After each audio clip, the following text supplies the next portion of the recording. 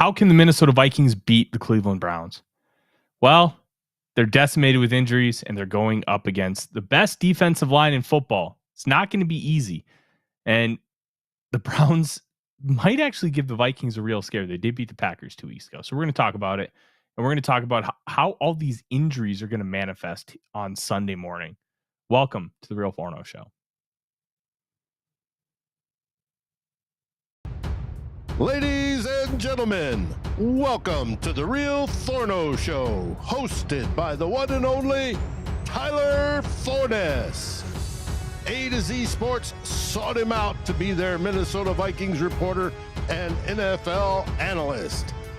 And he's a proud contributor over at SKOL North's Purple Daily. Tyler is also the captivating host of The Good, The Bad, and The Hungry on the Voices of Wrestling Podcast Network, and a founding member of Vikings First and SKOL. Welcome, ladies and gentlemen, to another episode of the Real Forno Show, sponsored by our friends at Underdog Fantasy. We're with the promo code FORNO, F-O-R-N-O, and your first $5 play, you can get $100 in bonus credits, including some free gimmies this weekend. I'm your host, Tyler Forness. With me, as always, in the top left corner is producer Dave. Well, Dave, you were in the military for a long time. You understand what it's like to go into battle, so to speak, and this team is going to be incredibly injured from a mentality standpoint when you know that you're not necessarily going in with your best. How does that work? Like, do you kind of change your mindset at all when you're going in maybe not as well prepared as you could be? You go in with what you've got. So and you've got to maximize that. It's reality. You know that's the case. Do you want more? Yes, of course you do. But you've got to be able to overcome, adapt, all that sort of nice wordplay. And it's going to be a really interesting battle for this Minnesota Vikings team. When you go into any game, you're always going to be banged up at some point in the National Football League. It's just it's just a fact of life. This Vikings team is decimated by injuries. It's bad. It's really bad. This Vikings team has, I believe it's 12 guys on the injury report. Only 3 of them practiced on Thursday. Multiple offensive linemen. One intriguing thing, Dave, Christian Darrisaw had a second day off, not injury related, rest. They did say that they were going to give him regular rest throughout the season, which is pretty normal for a veteran, especially a veteran coming off of a major injury. But they're doing it 2 days in a row. That kind of raised the antenna up a little bit for me. I was a little bit surprised by that. I don't know if that's going to mean anything, but it's definitely something where I'm going to keep tabs on it and understand, okay, what is really going on? Are they actually concerned with him or what? Because the majority of this offensive line did not practice. No Ryan Kelly, no Donovan Jackson, no Will Fries, no Michael Jurgens. So you're starting Brian center. O'Neill. Oh, I forgot to mention O'Neill. There's so many of them. Your offensive line was basically Rouse, SKOL, Joe Huber, Blake Brandel at center, and I believe Henry Bird was playing the other guard spot. Just rough. And they got to figure something out here, but they really can't do much about it. They brought in Matt Waletzko, the former 5th-round pick of the Dallas Cowboys, who went to Rocori High School up in Cold Spring, Minnesota, and played at the University of North Dakota. But it's not like they can do this massive overhaul. They just kind of have to eat their lumps right now, because once they come out of the bye week, in theory, you'll have Ryan Kelly back. You'll have Donovan Jackson back, and probably Brian O'Neill. So it's just get through this game, do whatever it takes, and figure it out. Like, it just kind of sucks. And when we talk about Carson Wentz, because we haven't been able to do a X's and SKOLs this week, I'm going to blame Luke Braun for being overseas. It's his fault. It is. Send all your hate mail to Luke Braun, please. But this offense was actually playing, it was schemed up very well.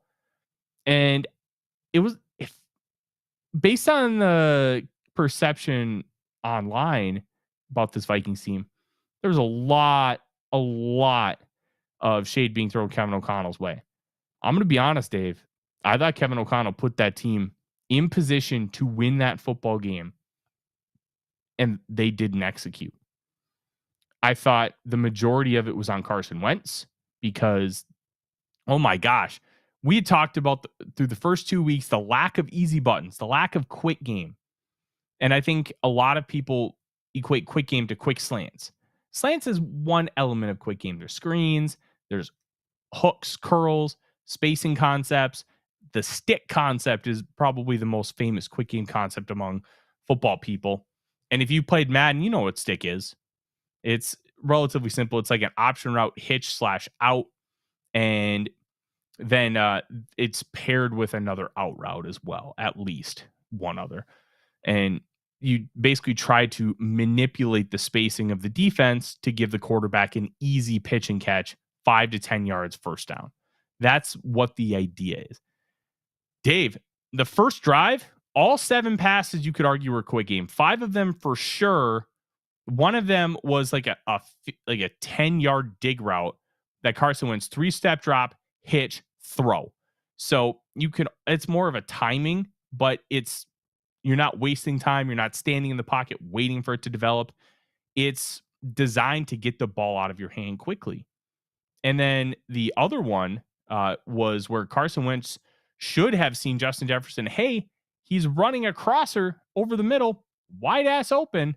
He should have seen that he was hot, but I did get a tip from somebody who covers the Steelers that the Patrick Queen blitz was not something that they had shown on film, where Queen would normally follow the running back. So Wentz didn't realize that he was hot. And I thought that was a really interesting chess match. And this is why film study is so important and why coaches will specifically do things and then throw counters at you. So that was a really smart play by the Steelers defense, and give them all the credit because it got the Vikings hard.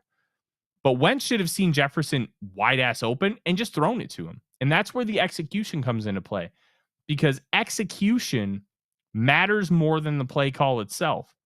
Because even if you get the proper tools, if I give you all the tools to grill a steak, but you don't know how to do it, and nobody's there to teach you, what's the point?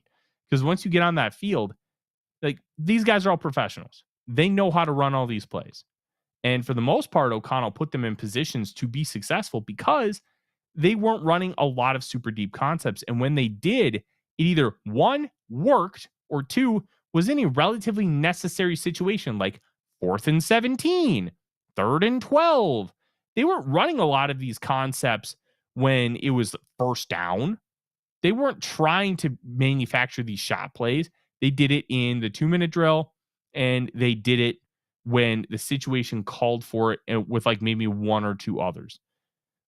O'Connell did everything he could to adapt to what Carson Wentz does well, which is get the ball out quickly. The problem with Carson Wentz getting the ball out quickly is sometimes he just won't do it.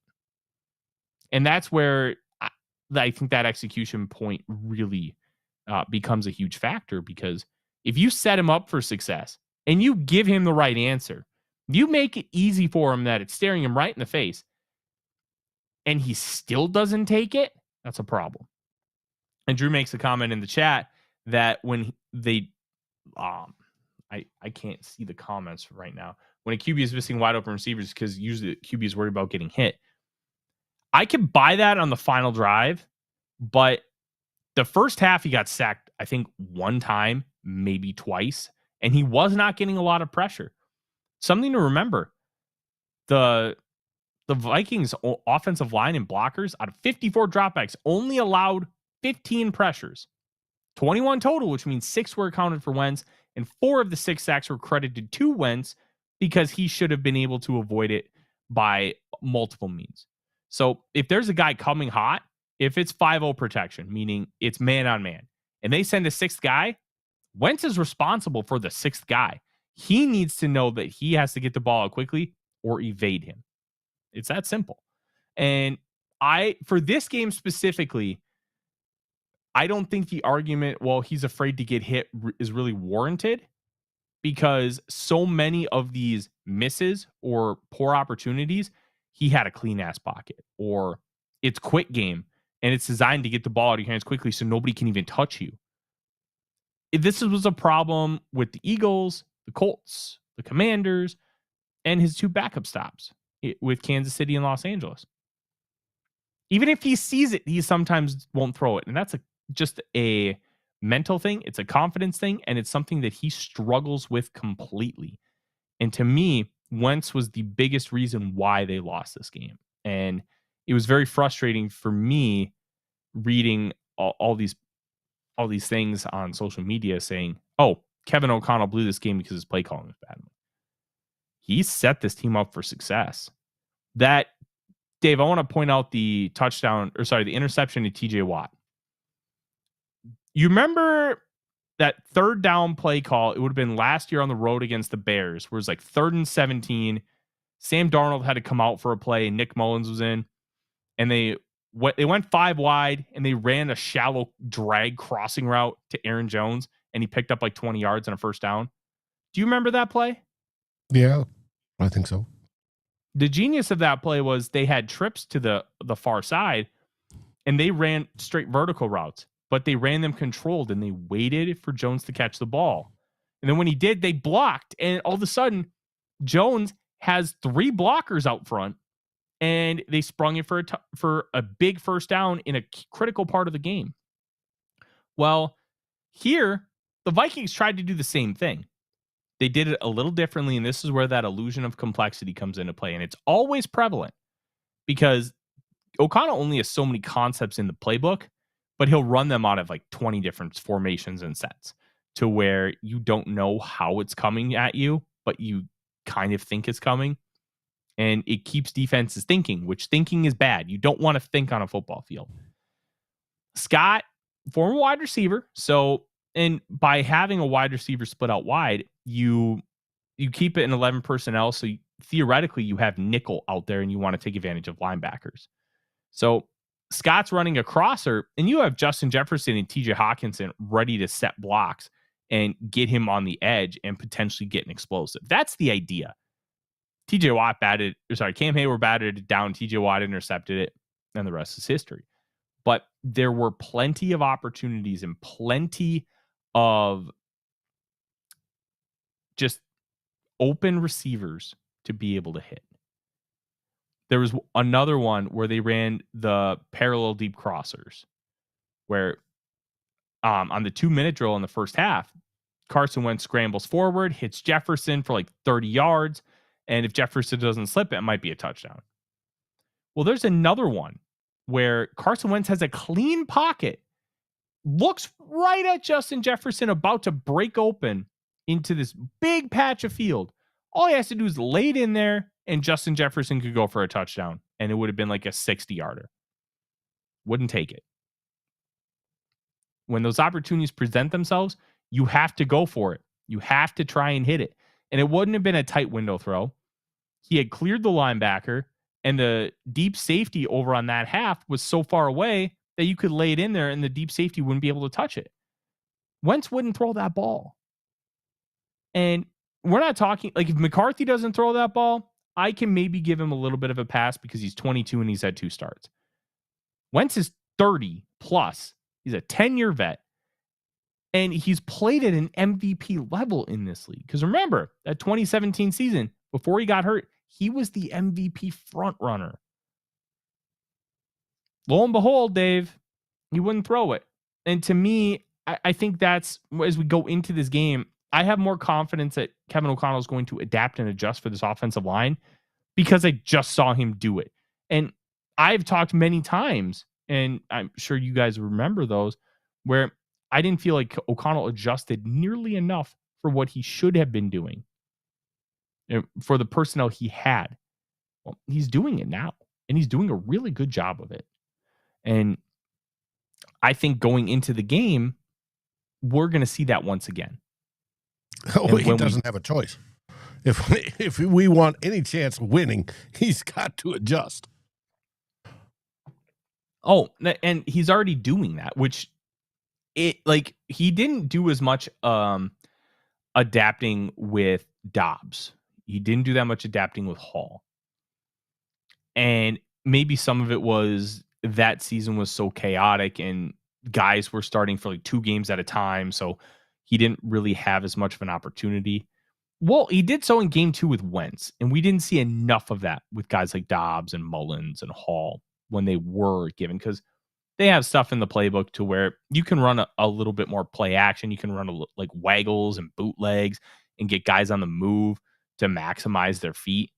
Everybody knows how to run an RPO, or sorry, like a read option. You could do a couple read options just to keep the defense on their toes and keep them guessing. But there wasn't a ton of that. The game against the Steelers showed me that O'Connell's kind of, for lack of a better term, checked his ego, because he wants to attack down the field. He wants to take those shot plays. That's what he craves. That's how he wants to live. And you know what? The numbers will back it up to an extent, because if you're putting up that kind of EPA per play by hitting these big shot plays, because remember, the Vikings had more 20-plus yard passes down the field completed than any team in the NFL this year or last year. Like, it works. It worked to a tune of 14 wins. But when you don't have a team that can accomplish that, you have to be willing to adapt. And it feels like he's finally doing it. And I think he deserves credit for it, because I've been criticizing him for not doing more quick game stuff. And guess what? He's doing it. So we have to tip the hat when that happens. Chris Miller asks, because I think this is pertinent to the quarterback discussion, 2 games, McCarthy 24. Is it a concern? No. He's 2 games in. I'm not concerned about anything right now. I don't have any concrete opinion about him other than he needs more time. He needs more reps, and you need to keep pouring into him. To me, I think that's the only opinion you can have, and I'll be pretty steadfast on it. I think if you have come to the conclusion he just sucks, I think you're trying to confirm a bias, and you're not trying to really analyze this, because you can't analyze anything after 2 games. You can't come to any kind of concrete solution. Like, in the world of science, you have a hypothesis. If you run 2 trials when you're supposed to run like 100, and you'd be like, oh, this is a concrete, no questions asked, this is what it is, they're going to look at you like you're stupid. Be like, you run 2 trials out of something that's supposed to turn 100. Like, let's get more information. Let's put more variables in place, and let's make sure we know this answer. And that's where I'm at with McCarthy. He just needs more experience. He needs more time. And the big thing is he needs those mechanics continue to work out.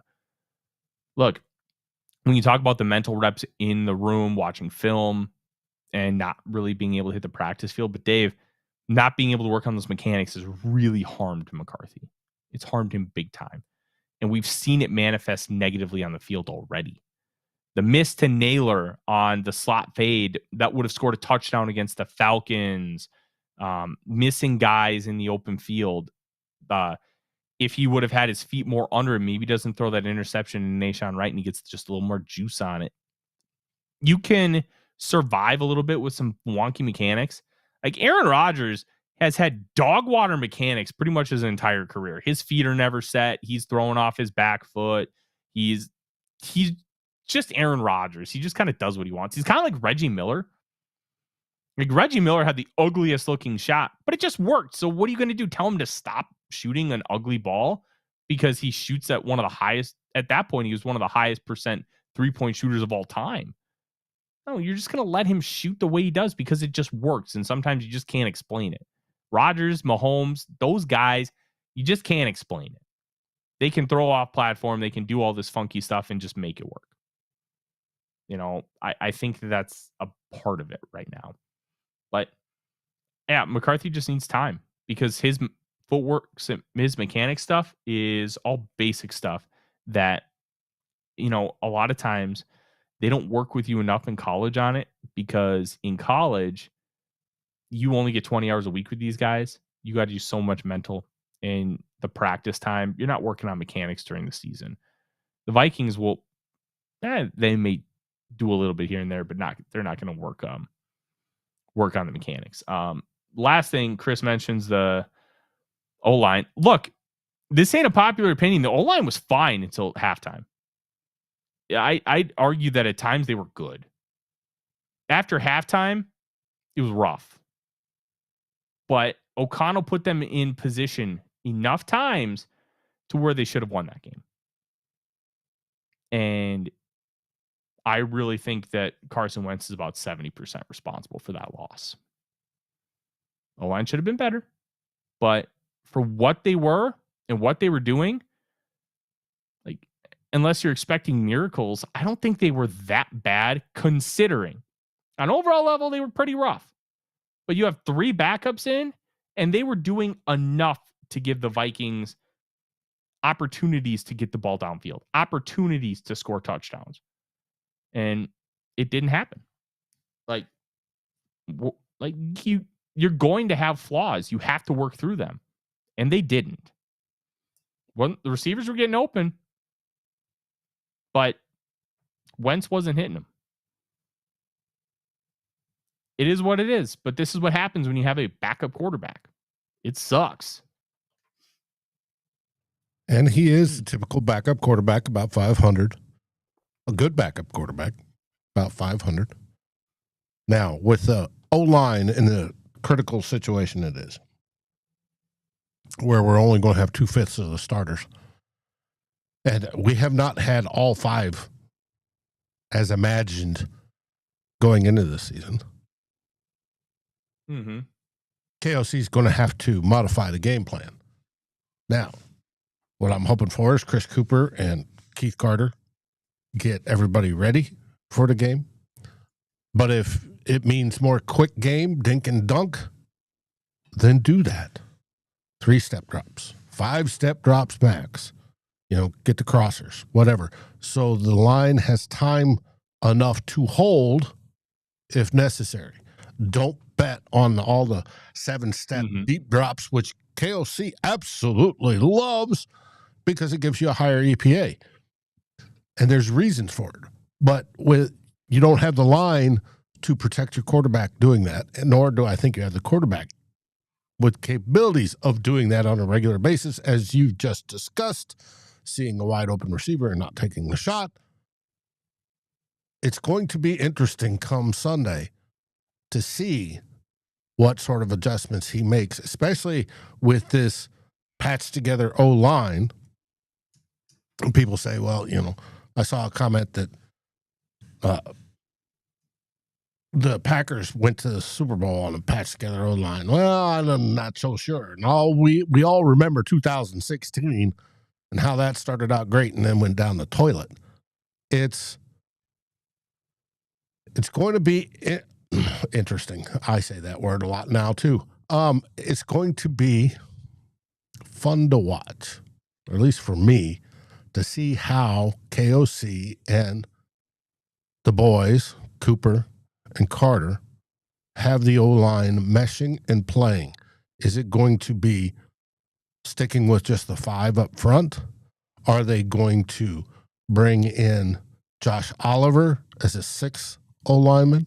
Are they going to, go to 12 formation, 13 formation, bring in another lineman to get the more gaps? Are they going to hand the ball off more to Mason now? Because Mason's game is going to help, because Wentz can't get sacked if he's handing off the football. It's going to be interesting to see.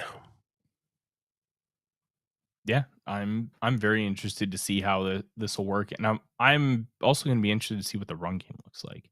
But we're going to kind of shift more toward a preview conversation, because this is all context to set up the preview of the game itself, because there's a lot of different interesting elements.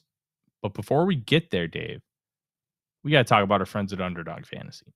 And this weekend, there's going to be some fun gimmies, and you're going to want to check that out. Those are going to release on Friday. I believe it's a Justin Herbert gimme, which is going to be really, really nice, especially with how poor the Washington Commanders are on the injury front. But it's really simple. You sign up, use the promo code Forno, and on your first $5 play, you get $100 in free bonus credits. That's right. You get $100 extra to play with and have a good time. And last week, I used one of those gimmies. It was a Dak Prescott one, higher than 0 passing yards. Pretty easy to hit, right? And then Josh Jacobs over 1/2 touchdowns, and boom, I won. It was a great time. And they do a bunch of promo stuff, and you're going to want to have fun, check it out. And you can do a bunch of different things on Underdog. And one of the cool things is now they're letting you pick multiple plays from the same player on the same lineup. Something they haven't really done before. So go check it out and use the promo code Forno, Forno, when you sign up. And you'll get those $100 in bonus credits on your first $5 play. But there's the only catch is you have to be in one of those states that you see on the screen, including Minnesota, which, I mean, we're located in Minnesota. Well, I am. Dave should be, but he decided Missouri was better. I don't know why. But if you find yourself having just a little bit too much fun, please remember you can always call 1-800-GAMBLER. Hey there, Lone Wolf. All right. Let's talk about the Cleveland Browns, Dave. This is a very weird team. It's a great defense and an offense that really can't do much of anything because they don't have a quarterback. And they're trying a new quarterback here in Dillon Gabriel, who was a 3rd-round pick out of Oregon. Dillon Gabriel stinks. He was not an NFL quarterback in my eyes when I watched him in Oregon, and I don't think he's going to be a good NFL quarterback. The fact he went in round 3 to me was a shock. And it was a shock to a lot of the people that I talk to regularly in the draft community. And we're just like, what a waste of money. I even said it on our live show. Like, what a waste of a pick. What are we doing? And frustrating, right?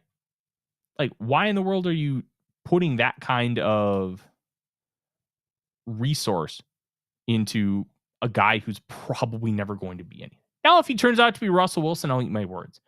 But Wilson... He's about the same height, too. 5'11", with 2-inch cleats on. Yeah.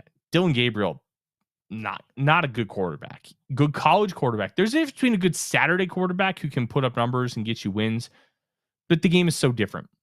The hash marks and how you manipulate space and RPOs and the caliber of athletes you're going against with what you play with at Oregon, it's just so different.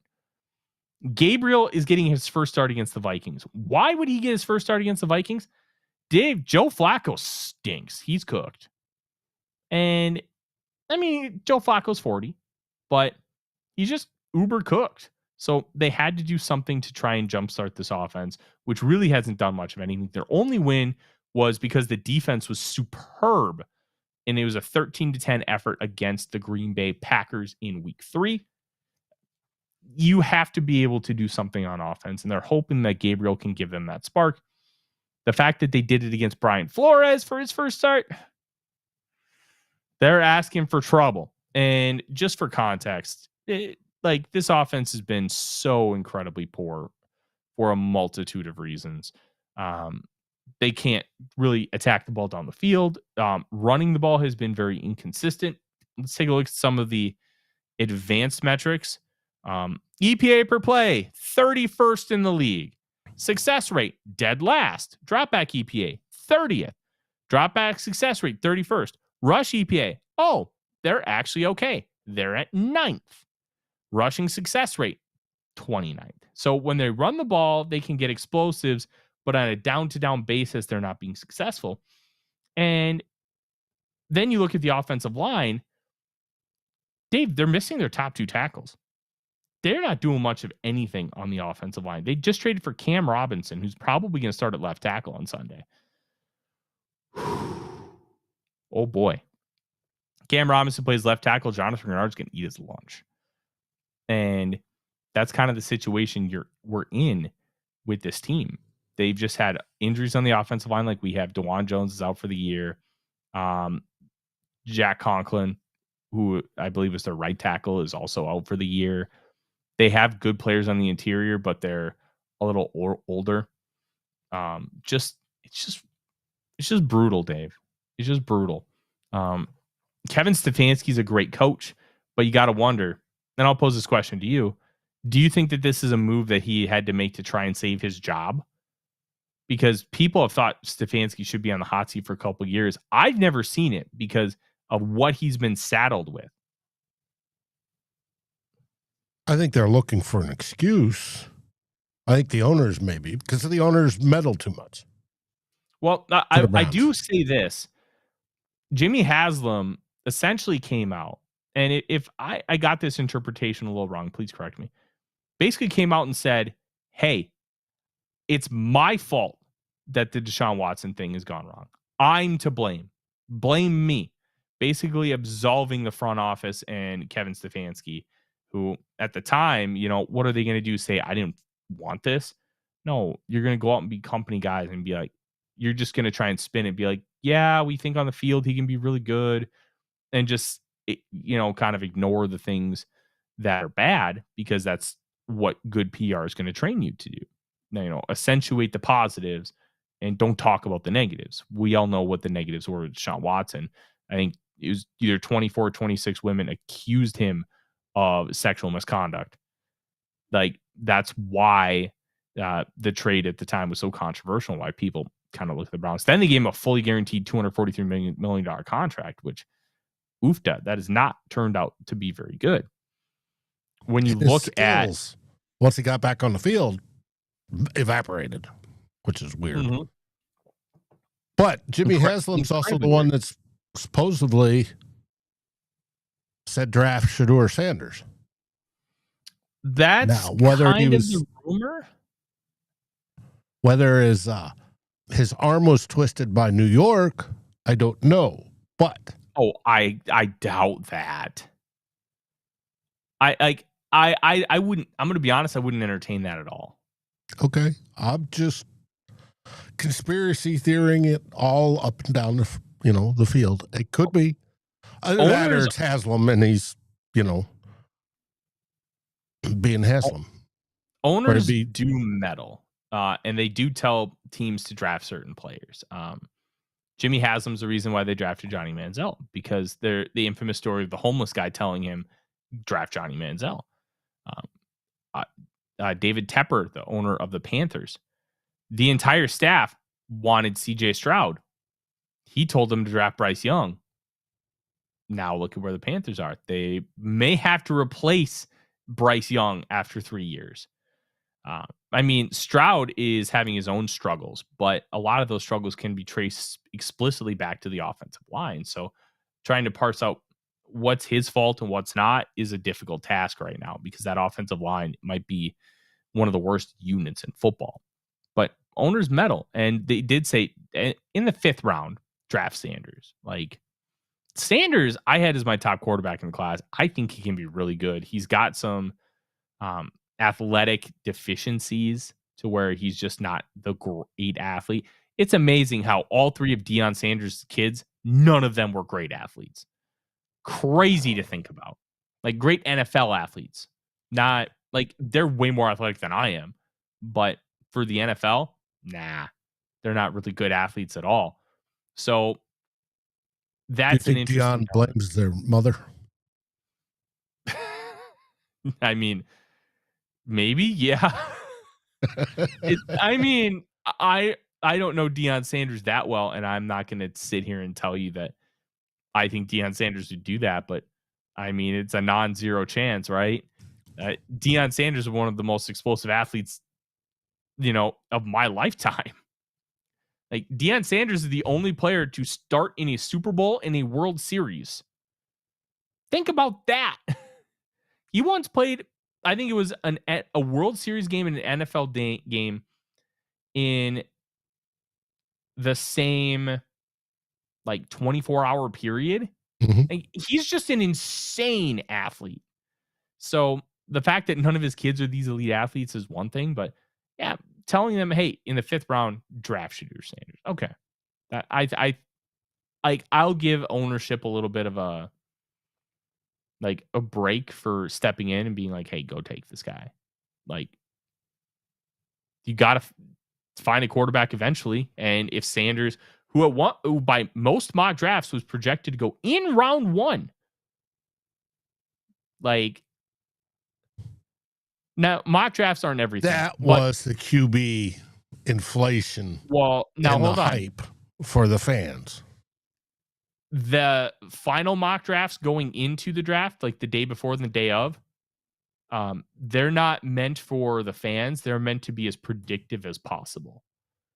They were still having Sanders go in the top 10, the first round. Like, that is, to me, says a lot of different things.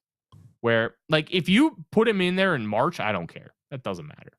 But the day before and the day of, those mock drafts you can take to the bank, to where you're going to find real nuggets in there, and you're going to find this is what experts believe is going to happen. So Sanders falling to round 5, I mean, Mel Kiper made it a scene, but, like, it was shocking. That was a joke too. It was absolutely shocking to see him. And you know what? If he wasn't Deion Sanders' kid, he probably goes round 2. But he's Deion Sanders' kid. And that kind of played against him here. But that is what it is. We're not going to see Shitter Sanders. We're going to see Dillon Gabriel, and he just stinks. Unless Gabriel gets hurt. It'll probably be Joe Flacco. Then Flacco comes back in. Never mind. Yeah. The depth chart says Gabriel, Flacco, Shedeur. Mm-hmm.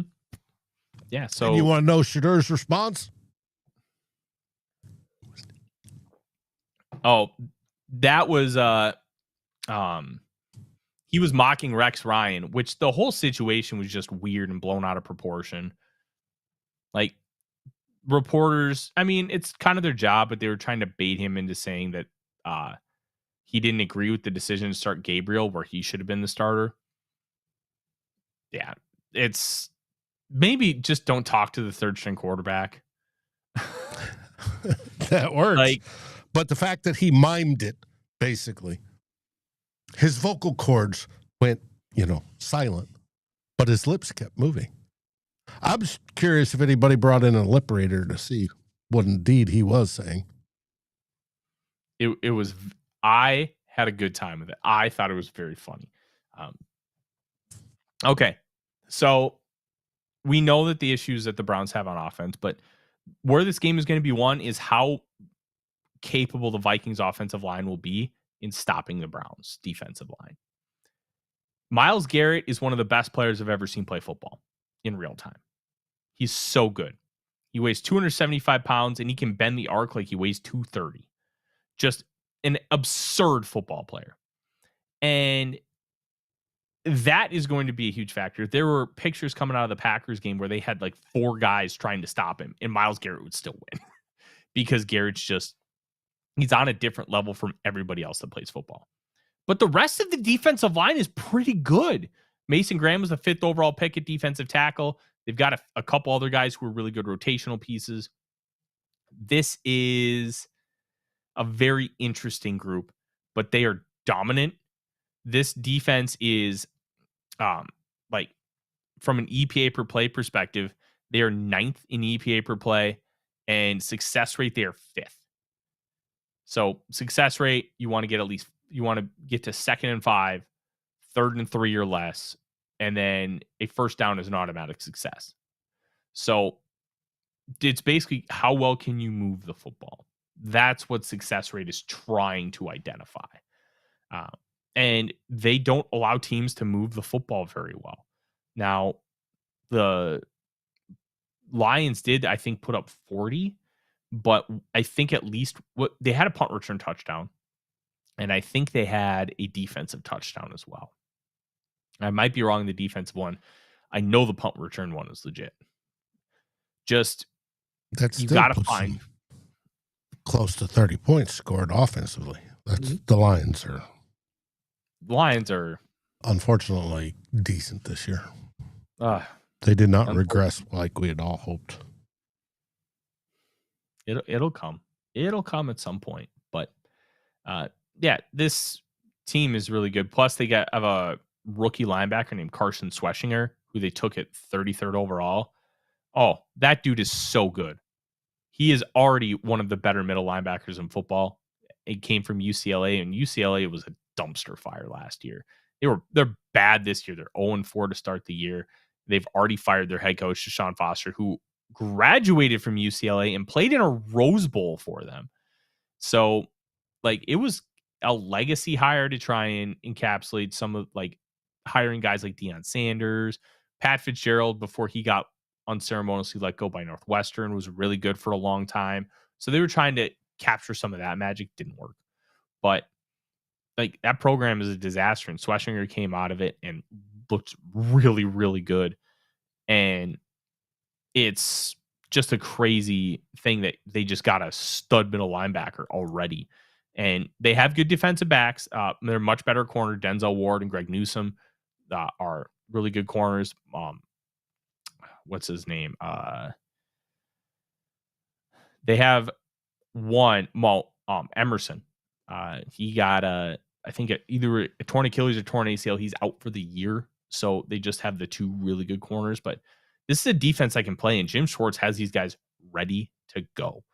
And Schwartz is going to do some. I think Schwartz is from the Mike Zimmer tree, if I'm not mistaken. Schwartz is going to do a lot of simulated pressures where you have guys like on the line of scrimmage and then back off. He's going to do a lot of creative things to try and manipulate you. And Carson Wentz is going to have to figure that out. And one of the things with having a depleted offensive line is the protection calls and getting on the same page.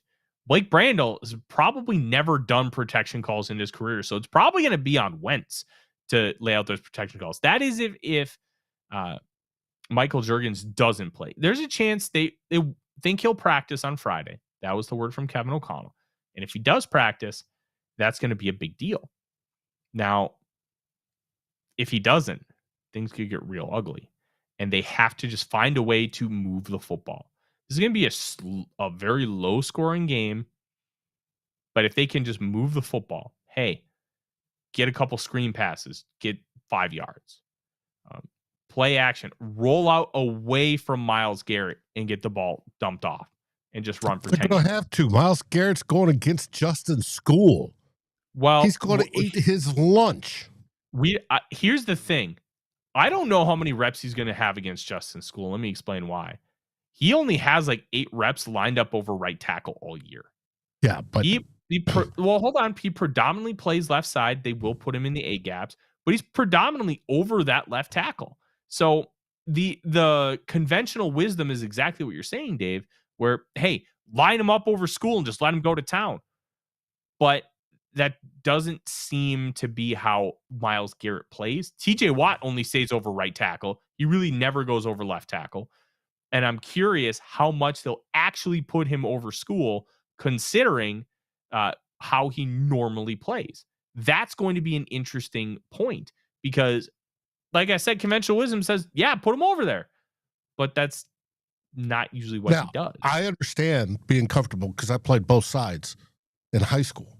There's left and right side is two different things, and you want to maximize, and you have different muscle memory for each side. But who would you rather go against? Christian Darrisaw? So your mano a mano, best defensive edge rusher against one of the best offensive tackles? Or you want to flip and live a little bit uncomfortably and have the best defensive edge rushers against Justin SKOL, who plays better on the right, by the way, than he does on the left. But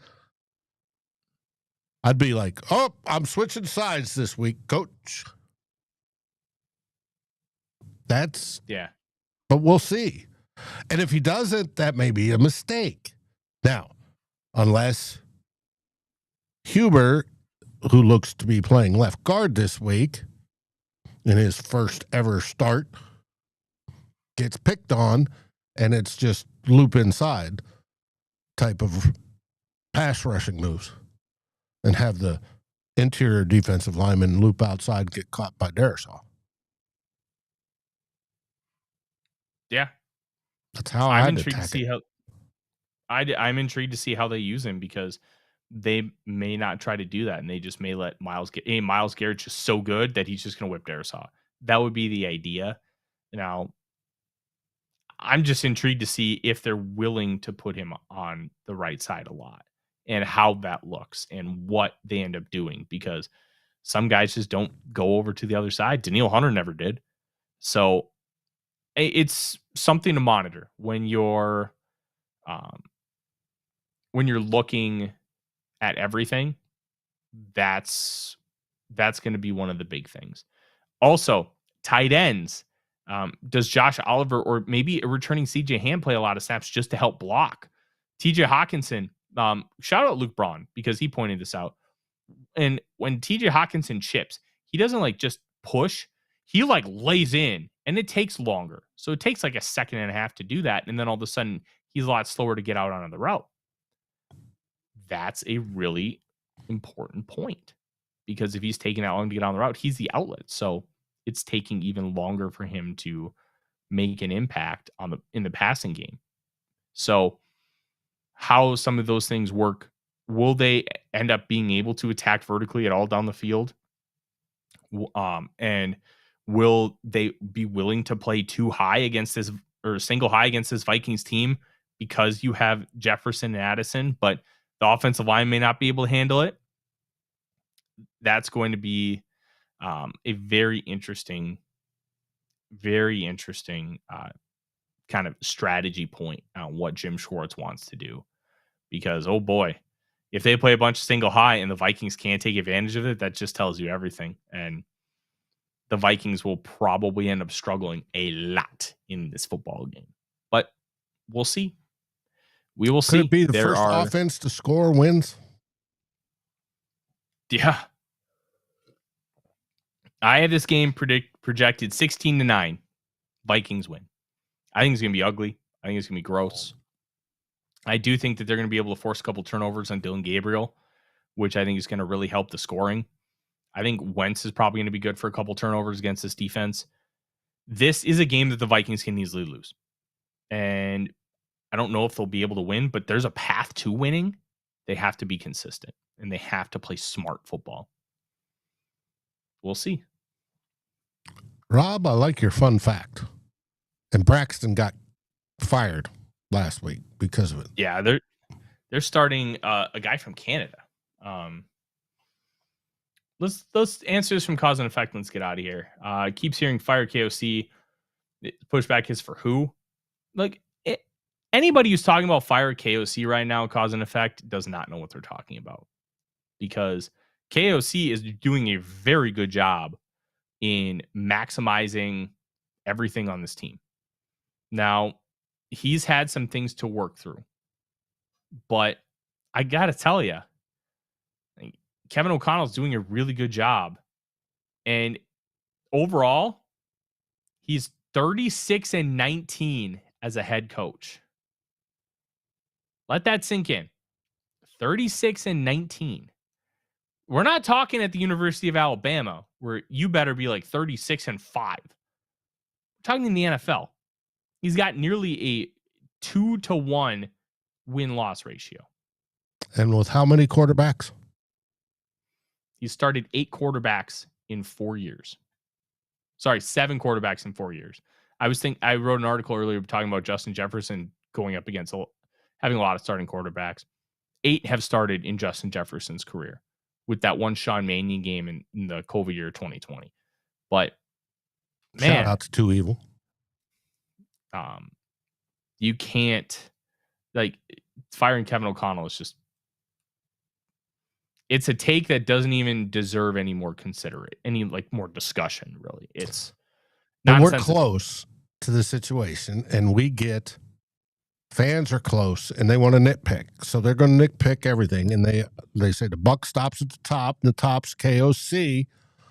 So if something goes wrong on the bottom, it's KOC's fault. That's generally how it works. And we're not the only fan base that does that. Listen to Pittsburgh Steelers fan base. They want to fire Tomlin like yesterday. Listen to the Baltimore Ravens. They want to fire Harbaugh like yesterday. Both of those guys won Super Bowls.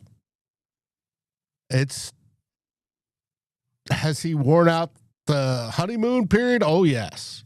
Now, do we extend some grace and some patience, knowing that 90% of the O-line's dead, your starting quarterback's out with a high ankle sprain, you started the season with your star left tackle and your star safety out, with your number 2 wide receiver serving suspension. Now, I know a bunch of people say, well, KOC's got to adjust.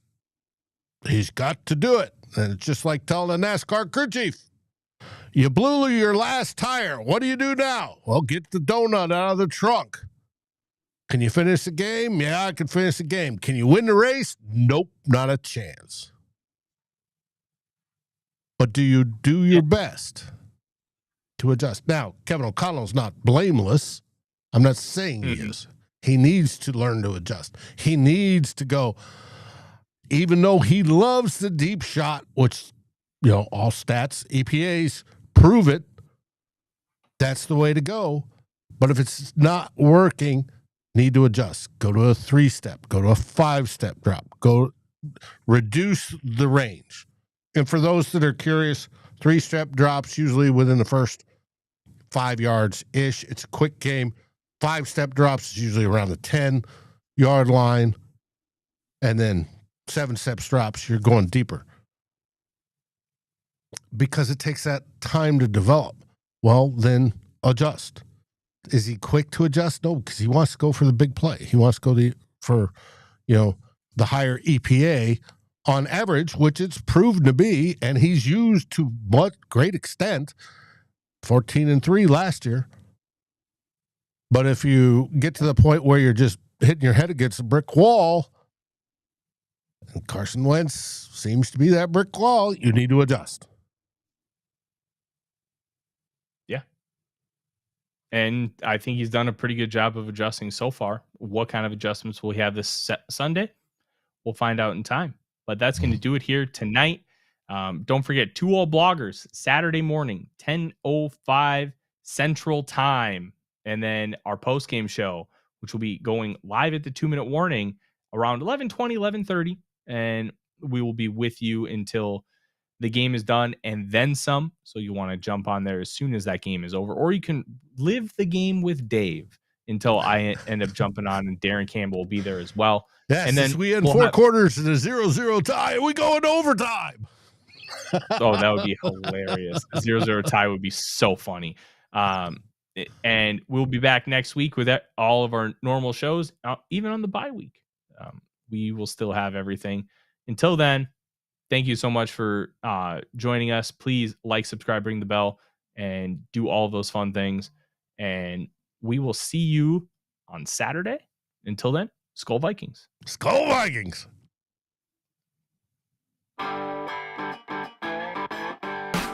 Like, subscribe, and ring the bell to get notifications.